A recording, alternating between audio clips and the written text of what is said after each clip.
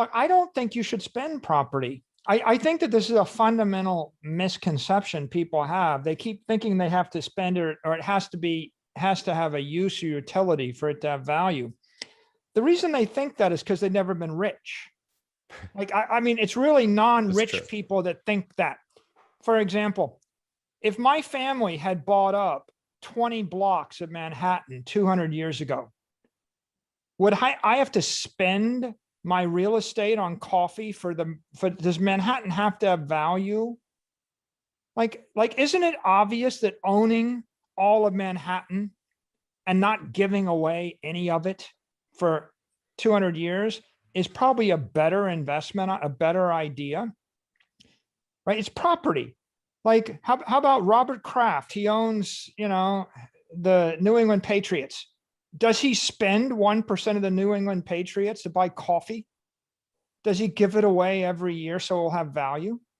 No, he owns it. Is he giving? What's he going to do with it? Give it to his kids if he can, right? It's a dynastic thing.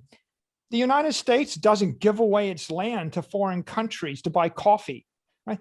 So if you have real wealth, if you have a franchise, if you own Manhattan, if you actually own, like, Jeff Bezos didn't get rich by spending Amazon stock on coffee.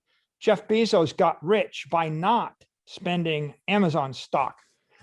Larry Ellison still owns Oracle. How did he do it? He borrowed against it, right? Rich families, rich countries, they borrow or they generate yield on it, right? If I own Manhattan, I can either borrow against it or I can let you build a building on it, but I keep ownership of the underlying property. A lot of the property in Europe, the noble families like the Prince of Wales, whatever, they own the land underneath London. And then people that have buildings, they don't own their land. They have a 100-year lease or a ground lease or a 200-year lease or a 50-year lease, but they don't actually own the property, right? Sometimes the government owns the property. In UAE, it's illegal for a foreigner to buy land on the beach. I think all of the prime beachfront property, it's impossible for a foreigner to buy it. It's against the law.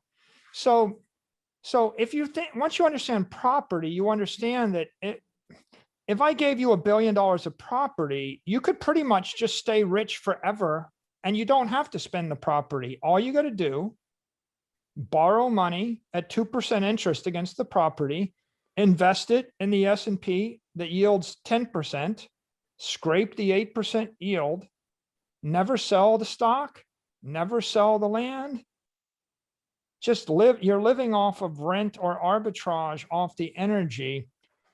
And that's, I think VJ understands that. What VJ would say is the reason that Bitcoin is good money is because there is no utility value for it other than as money. Like if gold is not a good thing to monetize because it has value as jewelry, and corn is not a good thing to monetize because it has value as food, and a house is not a good idea to monetize it because it has value to live in. You want to monetize something which is 100% monetary premium, and to be a 100% monetary premium, you don't have to spend it. I think the big idea that people just don't get is they don't understand that under inflation, money decomposes into a currency and an asset. So in a non-inflationary environment, this is first principles reasoning. If the US dollar was never printed, if the US dollar was not inflationary, then it would be a store of value and it would be a medium of exchange and it would be a unit of account. But when I decide to print 10% more dollars every year, it becomes a medium of exchange, a union of account, but the store of value disappears and it drifts. And the store of value becomes sovereign debt or gold or S&P 500 stocks or equity or Bitcoin, something. So when the dollar inflates 20% a year, it's pretty clear the currency is no longer a store of value. When the currency inflates at 80% a year, it's not, it's losing its value within 6 months, and so it starts to just totally break down. If you understood that, once you get that idea, you realize that for Bitcoin to have value, you don't have to spend it, you have to hold it.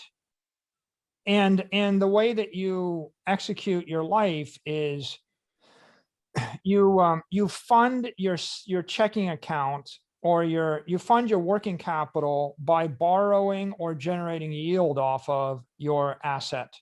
So I have $1 million of Bitcoin. I borrow $10,000 against it. I don't sell the Bitcoin.